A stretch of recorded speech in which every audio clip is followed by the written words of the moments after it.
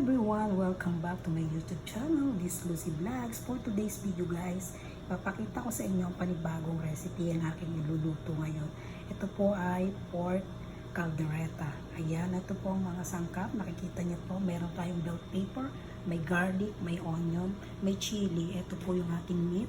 And then may carrots po tayo and then potato. Ayan po ang luto nating beef caldereta.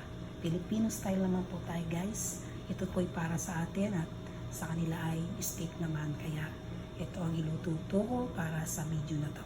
Tara po at tignan nyo kung paano ko siyang gagawin.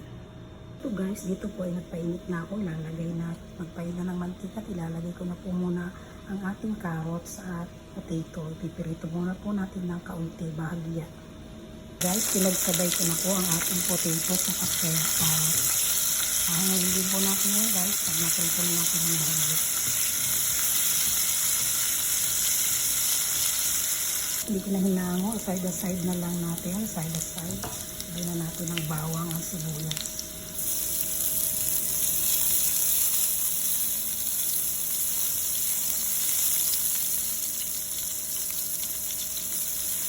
Ayan po bawang. Nilalagay ko na ang ating sibuyas. Ayan.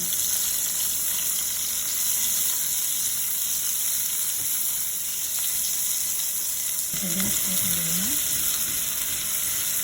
Pwede na rin natin yung dito ilagay ng ating meat. Ayan ang ating meat. Nilagay ko na po. Ayan. Nilagyan ko pa ng paminta guys.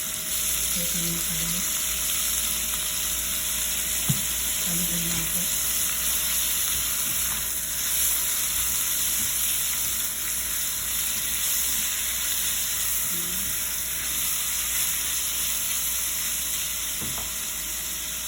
Ito po pala ang ating caldereta meat. Ayan, nilagyan ko siya ng ice para lumambot yung ating meat guys. Yan ang ating meat sa pagpapalambot ng karne. Ayan guys, so, lagyan natin ng yellow din natin guys para mag-abot yung init at lamig. Para mapalambot natin yung meat. So guys, at malambot na po ang ating pork caldereta, yung meat natin. Ayan, lagyan ko na po siya guys ng toyo. Timpla natin yung toyo at ng tomato sauce. Ayan, para siyang adobo pero style lang, pero caldereta po yan guys. Ayan, lagyan natin guys ng tomato sauce. Ayan.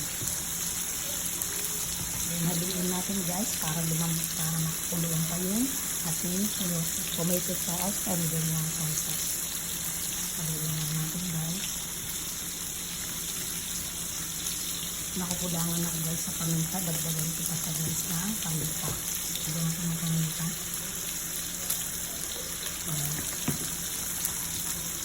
Haluin lang natin ito guys. Lagyan natin ng lemon.